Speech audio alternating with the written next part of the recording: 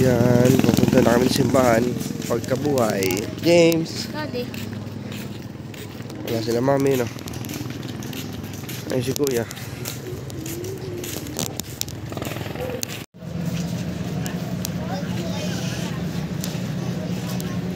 Ayun si Judas. Susunugin mamaya.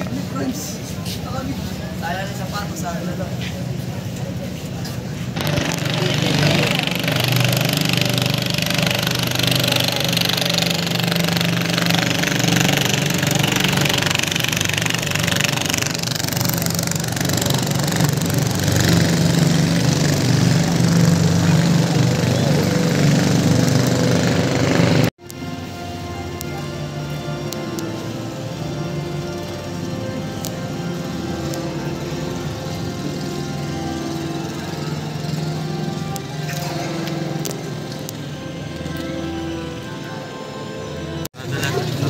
Sa kanila.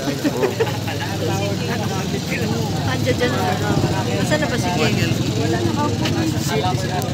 Ayun, nakaupo lang. Pagkabuhay o sa unahan ng misang ito sa araw ng pagkabuhay.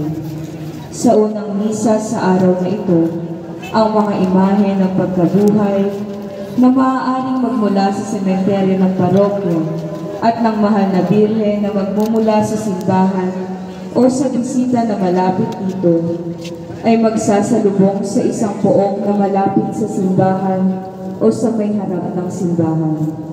Ang dalawang imahe na ipapasok ng mga nagpuprosesyon sa simbahan samantalang inaawit ang awiting pambungad o ang taludtod pambungad.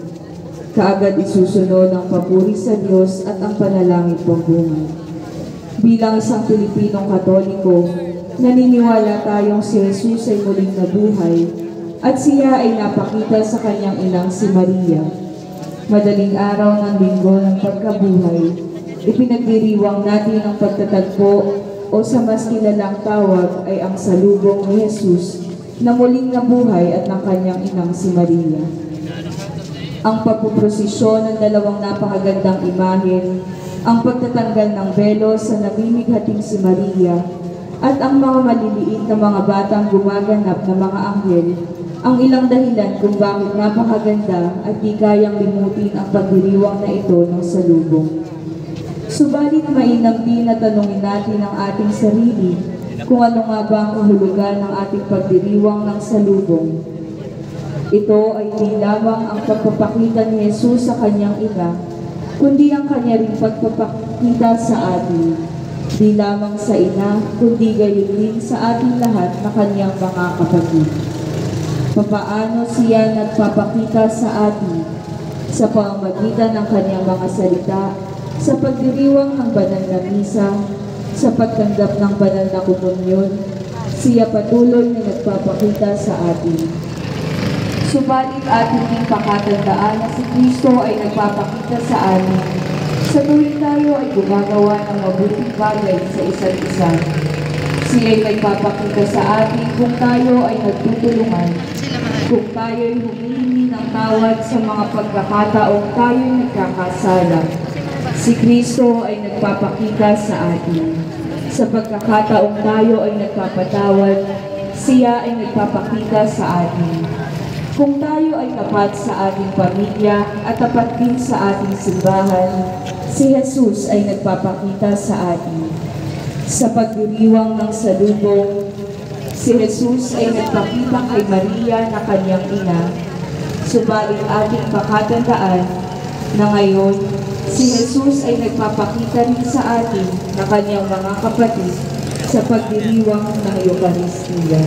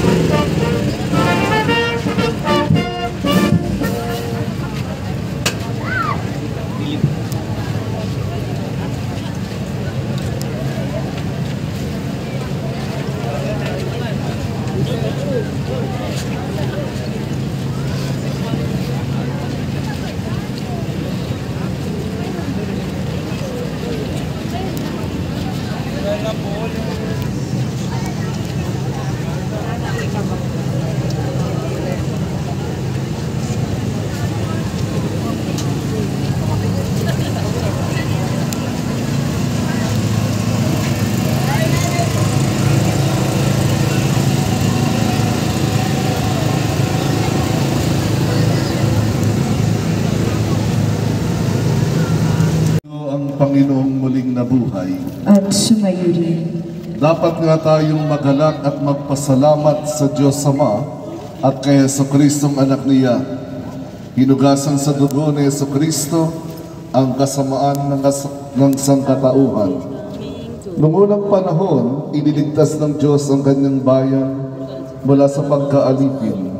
Itinawid sa dagat at inihatid sa pangakong bayan.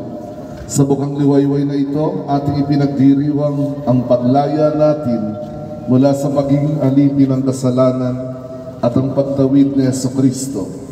Kasama tayo mula sa kamatayan patungo sa kanyang pagkabuhay. Pinagdiwang natin ang dakilang pag-ibig ng Diyos na nagpasyang tayo'y tubusin at ang kanyang malasakit sa atin sa pamamagitan ni Jesucristo. Pakinggan natin ngayon ang salaysay mula sa pasyon ng pagsalubong ni Kristo sa kanyang mahal na ina. Nang malabas na sa hukay at si Jesus ay mabuhay,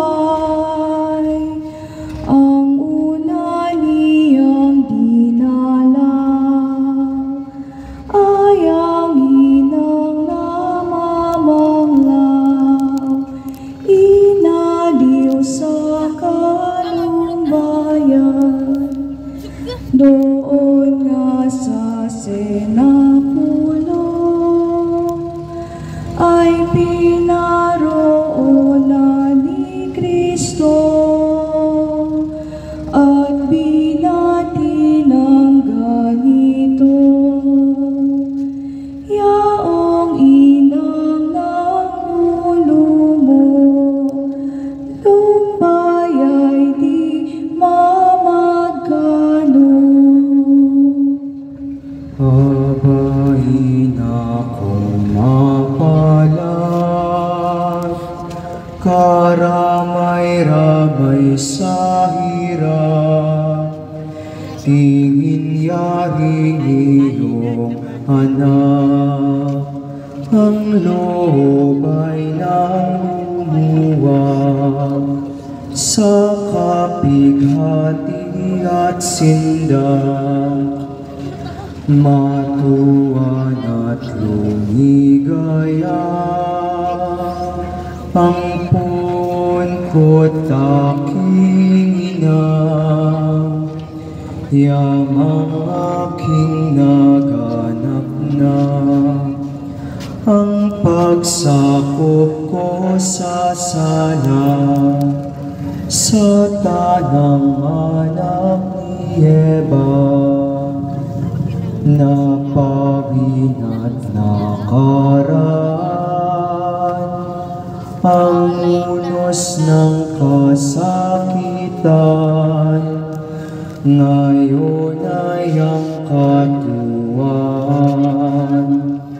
Inako'y siyang kakamtan nitong aking pagkabuhay. Ang dugo ng biling ina, Aba bunso ko aniya, buhay niya rin kaluluwa, loob ko'y nagkamit saya sa iyo ng pagkakita. Yaong mga tinataglay, hapis at kapihatian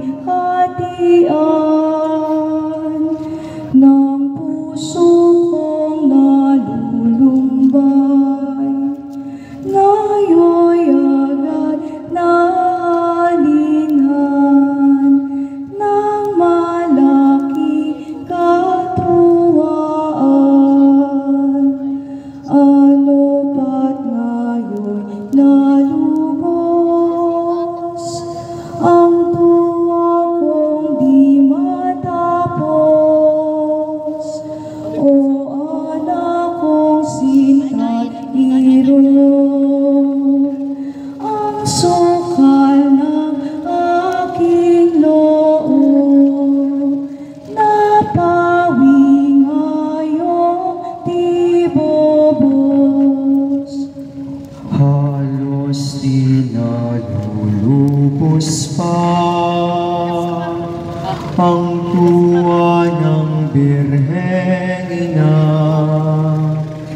sa kanilang pagkikita ay pumanaw kapag dakha si Jesus na anak niya. Ang inay kaya nilisan ni Jesus at pinananawan, aalihim niya naman ang madlang kapighatian ng kaniyang mga kawan.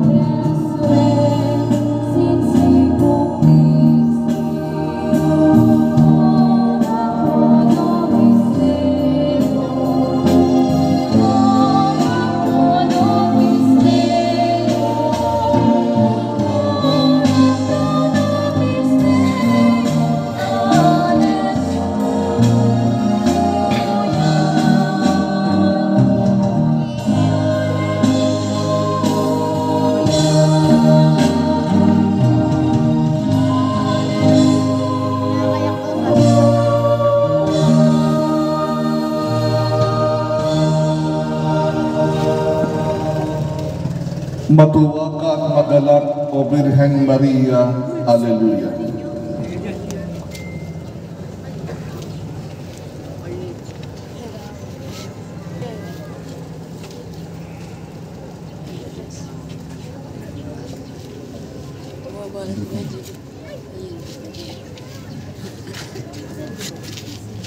Tayo, O Diyos, na sa pamamagitan ng muling pagkabuhay ng iyong anak na si Jesucristong Panginoon namin, minarapat mong paligayahin ng mundo. Hinihiling namin sa iyo na alang-alang sa Birhen Maria na kanyang ina, ay makamta namin ang kaligayahan sa buhay na walang hanggan. Sa pamamagitan din ni Kristong aming Panginoon, kasama ng Espiritu Santo, magpasawalang hanggan. Amen.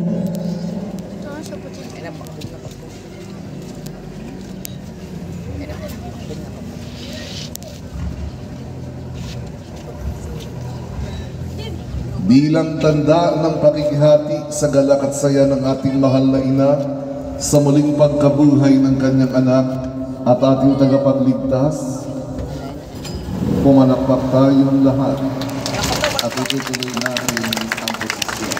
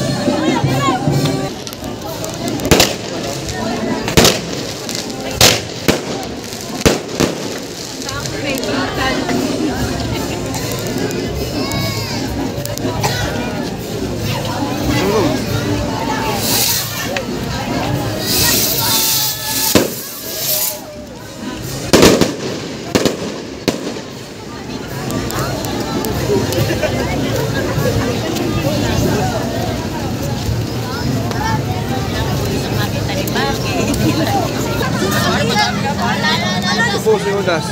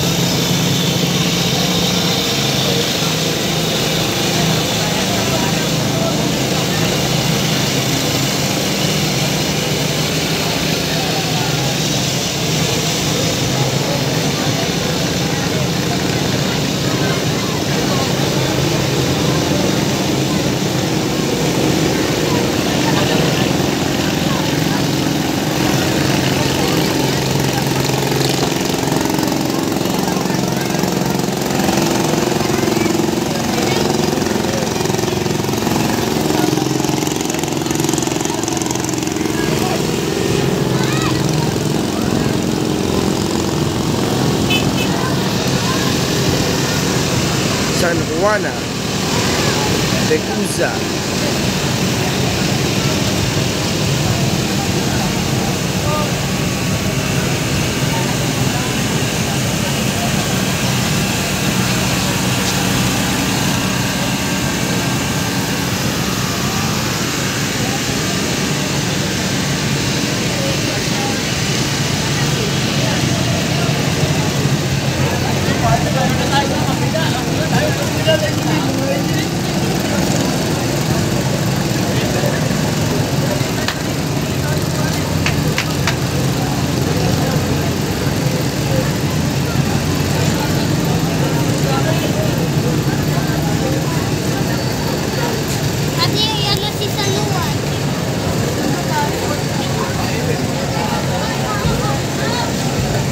Hindi, kaya tayo kay Jesus. Sa huli.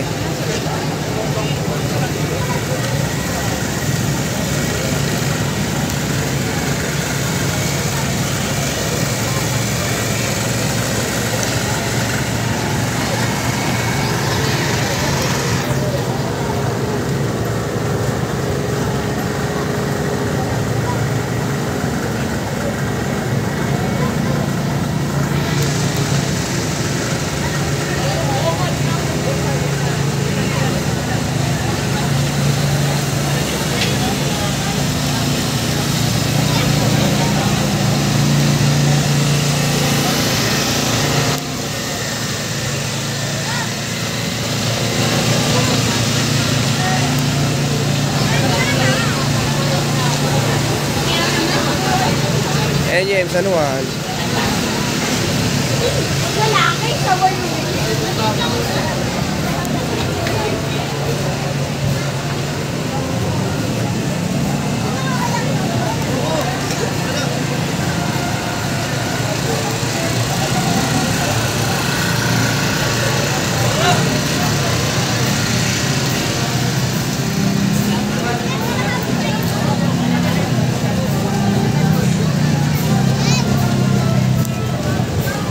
Daddy, bibidyoin mo pa si Mama May?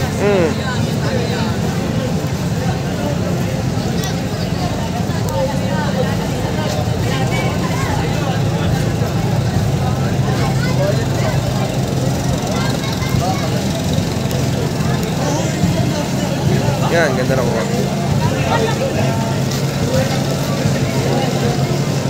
Amen.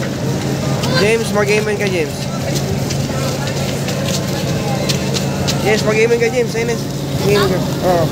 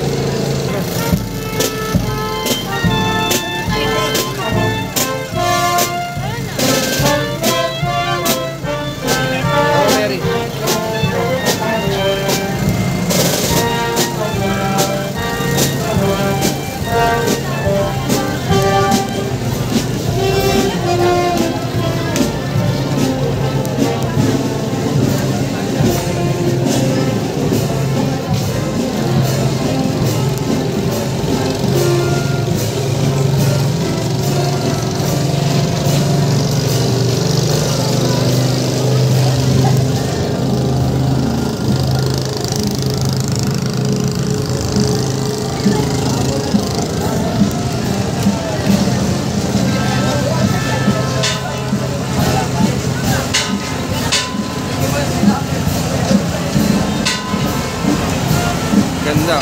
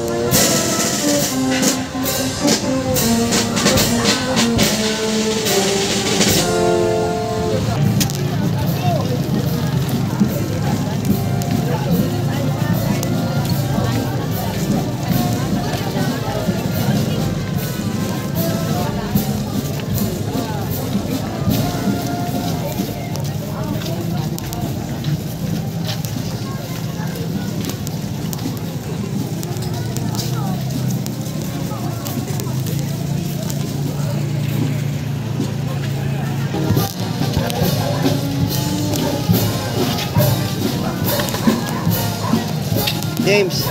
James. James.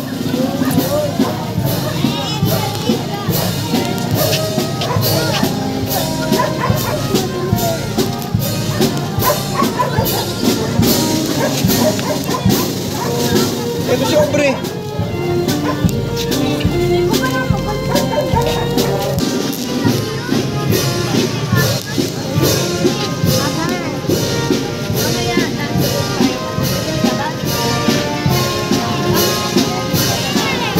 Tara.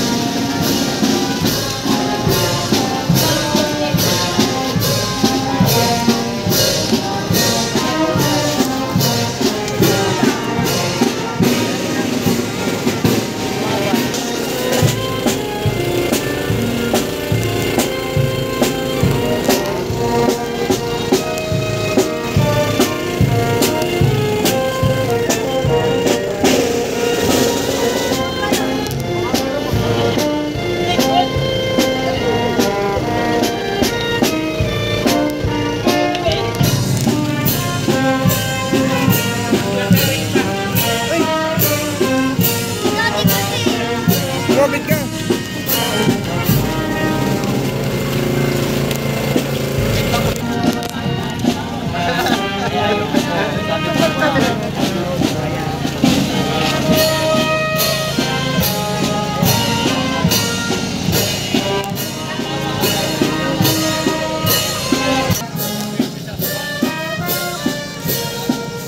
Aubrey.